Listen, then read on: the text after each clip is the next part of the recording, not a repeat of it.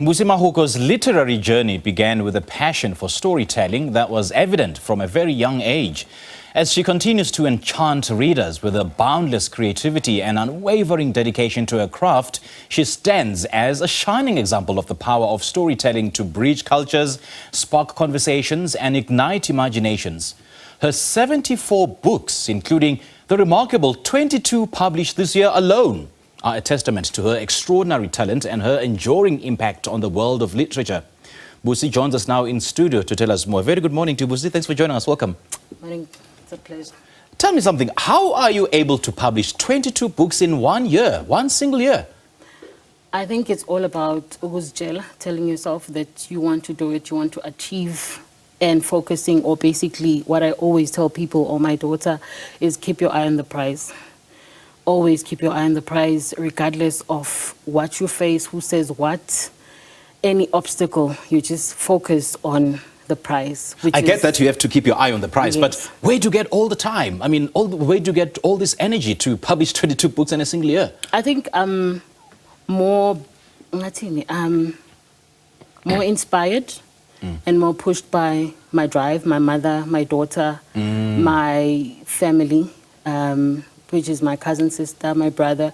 Basically, that little circle, that always told me that you can, just keep going regardless of anything. Nothing will stop you. Nothing will stop you. Yeah.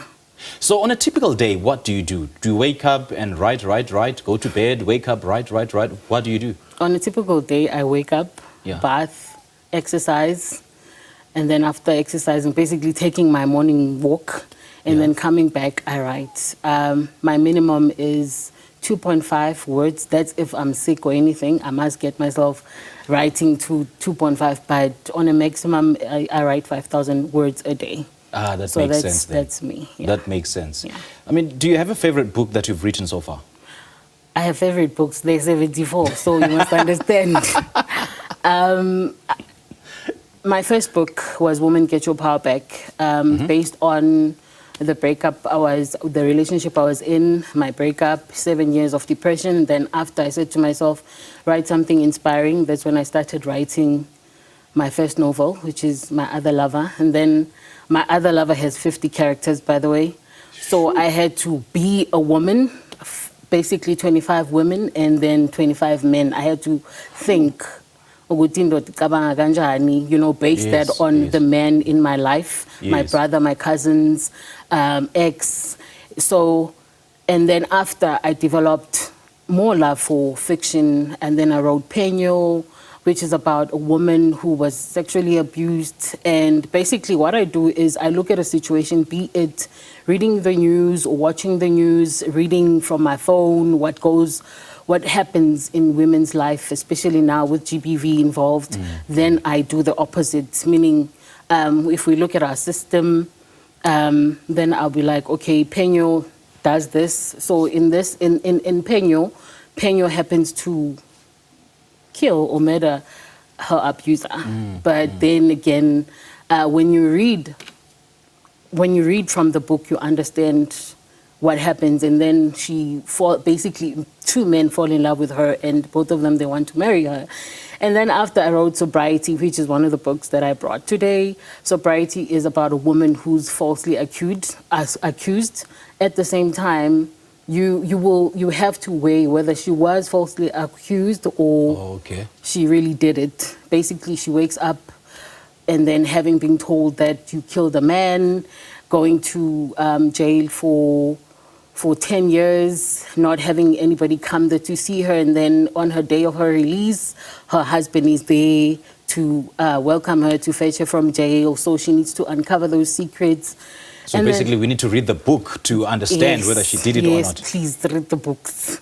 Right. And then, so in as much as your books are fiction, but they are a reflection of your personal story. Yes, personal stories. Other than that, are there any other themes that you incorporate into this book, or everything is just about your story? No, basically, what's in the book, it's not about my story, it's about women's stories, what women go through, what men go through as well, because you find men that are loving, that are having to love a woman that is broken, I'll use that word, and then, he has to heal her in some way, or they have to heal each other. So those are the things that I write about.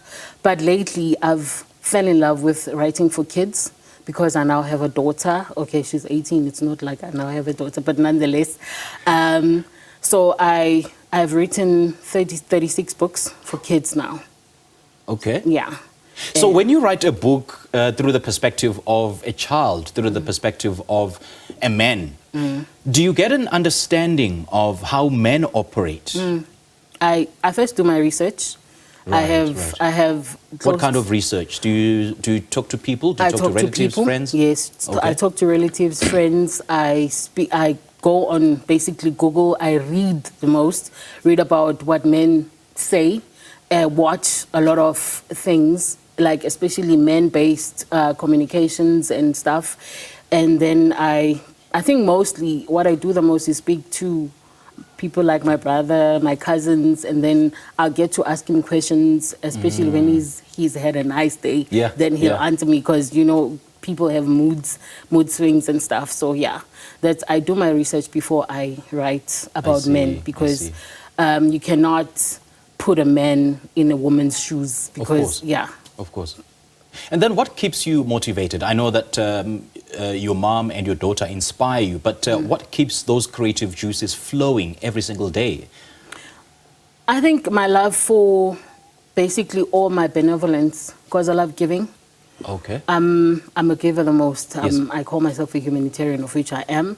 So I give books. I have kids that I'm grooming at home. Abantwana baselokishini sisibusa isicela incwadi, and then I give them.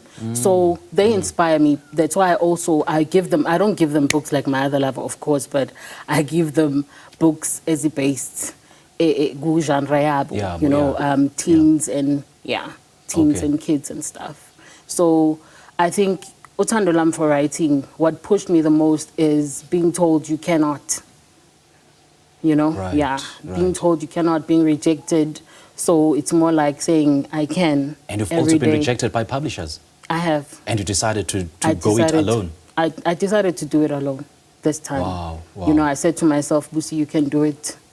It's not about utumuntu ati to you. You can, and then you have to tell yourself, Busi, I want a certain lifestyle. I want a certain thing. So you have to work hard to get there. So I'm on 74 books now, but I'm telling myself that I'm going to get to 350. Okay. Yeah, so do you set targets at 350 over what period? Like, do you give yourself a yearly target, or everything just goes? Now, it used to be one book per year. When I started, I was like, okay, I'm going to write one book. And then it ended up being 12 books in 1 year. And then it got to 24. Now I'm on 74. And now 350 can be a thing of 5 years. Wow. That's me. I know. I think we need to approach the founders of the Guinness Book of Records, because this is a record. Yeah, it is. 22 books in a year. It is. Lovely chatting to you. So thank you so much for joining us. It's a pleasure. So where can you get copies of these books? You can get copies from me, because I sell directly. I don't have people to, that I can get my books. How are you reachable? Direct. I'm reachable on my number, 082-549-1293. All right, Busi, great chatting to you. All the best, eh? We want to see those 300 books a year. You will. And that was writer and award-winning author Busi Mahoko talking to us about the 22 books that she published this year. All in all, she has 70 books to her name.